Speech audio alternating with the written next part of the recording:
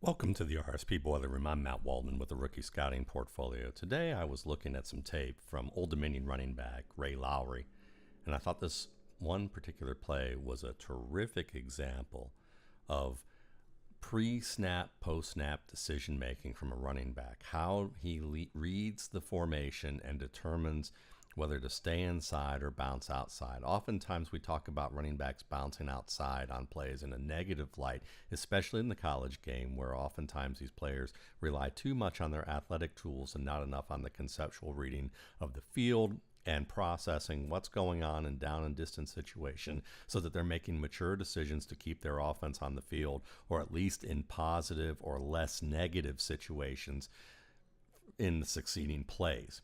So here's an example of Lawry. We're going to watch it all the way through one time. I won't mention much about it.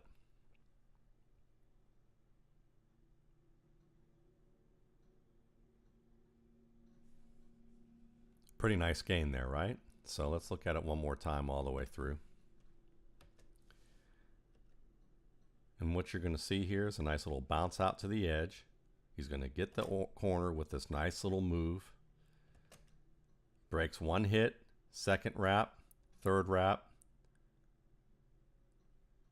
Nice play. In fact, he actually breaks through 4 tackles on this play. Watch it one more time and then we'll break it down for real. Here's the first wrap he misses, then the second, third, fourth. And then big old fella here, number 95. In on the play. We're going to talk about him later because it's a wonderful example of effort and why coaches preach effort and chasing and pursuing plays. But we're going to talk about that in a minute. Let's look at the pre-snap here. What you have is a 1-by-2 formation. Twin side is strong side because you have this tight end wing back. He's playing on the wing here, offset the right tackle. And this is a nickel look. You've got 2 linebackers inside the box. You've got 4 defenders down on the line. And this guy here, who looks to me more like a linebacker-sized player, is playing more the nickel role here as maybe a defensive back. So to me, you know, you might call it a 4-3. You might call it a nickel with a 4-3 alignment. That's kind of how I'm looking at it at this stage. But what's notable here is what the running back is trying to read. This is going to be an inside zone. We can watch this play to see from the beginning that it's going to be an inside zone. You see a double team to the defensive tackle to the inside to push him inside there. You have the wing back who is sealing the outside edge man. And this should be the hole that he's probably going to take on. But when you look at it from this standpoint, because this is where the RB is scanning it, he's taking the exchange as he's reading the field. What he sees is that the defensive tackle has his helmet to the inside of the guard, or of the tackle, excuse me. Inside of the tackle, and he's going to split the guard and tackle on this play. So he reads that inside helmet position here and knows that he's probably got the outside shoulder of the tackle. Now his wingback is blocking this defensive end, but the end has his helmet on the inside, which means he's got that inside leverage advantage and is probably going to be able to close that gap before Lawry can get through. And if he does manage to get through unscathed without even being wrapped or slowed down, here's the 2 linebackers. They're unblocked. Now we know that the center's trying to work through here, who I'm circling, towards one of the linebackers. But at least one of these 2 linebackers is probably going to get into this hole untouched downhill and be able to wrap him up at this point. So, you know, in some plays, you're going to want to just take what you can get. You know, collide with these guys, get your pads under, get that 1 to 2 yards, keep it moving.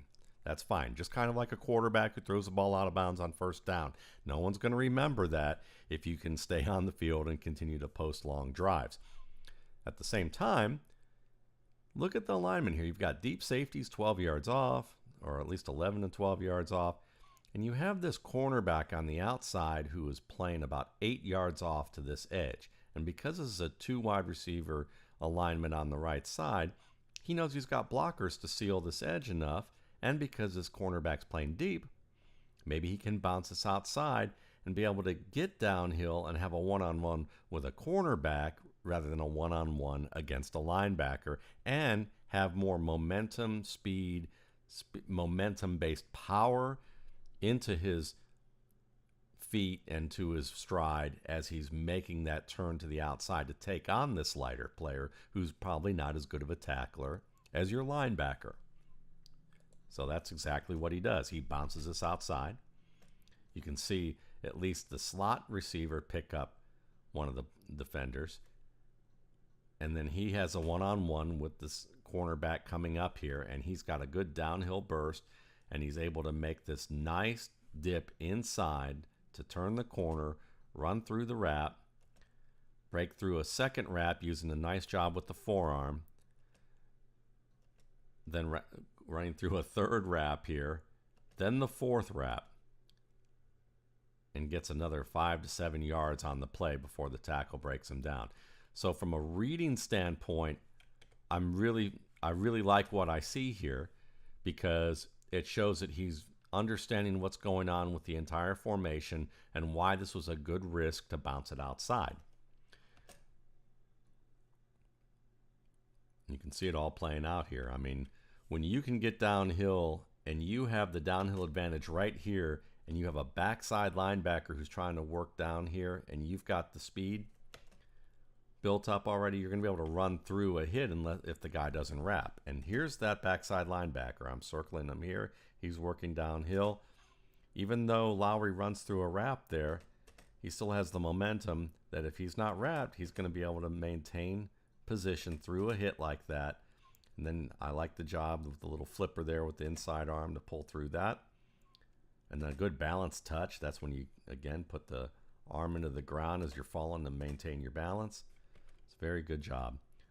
But effort is also another thing that I want to talk about here that's just fantastic, because not only was Lawry's effort great in terms of bouncing off all of these hits, and yes, they should have wrapped, they should have been better tackles, of course, but the fact that he has the angle downhill, he has the speed, he made that quick decision, gave him just enough of an edge to make it difficult for these guys to reach him and to make the play at a good angle. So you got to give equal credit to both sides of the equation here.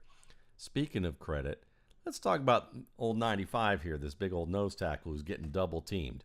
You want to talk about effort? We talk about pursuing down the field. You wouldn't think that Big Bubba here is going to make that tackle on this play, right? But watch him. I mean, he's chugging down here, and he accelerates late to get on his back, tackle him at the 48. Well, you know, Lawry's effort was fantastic, being able to break through 4 hits, but that slows him down enough that our man 95 can catch him. And what happens if 95 can't catch him? I would argue this is probably going to be a 68-yard touchdown, or excuse me, a 72-yard touchdown on this play, because let's look at the far side safety outside the left hash. This guy's the last one who hits Lawry. He's going to disappear from the screen for a minute and come back in right about here. And he's the last one. Really, I mean, if 95 didn't pursue, even though he's not going fast, he's kind of the tortoise, slow and steady wins the race. That's what he's been doing. If he didn't choose to participate in this race here, safety hits him, balanced touch.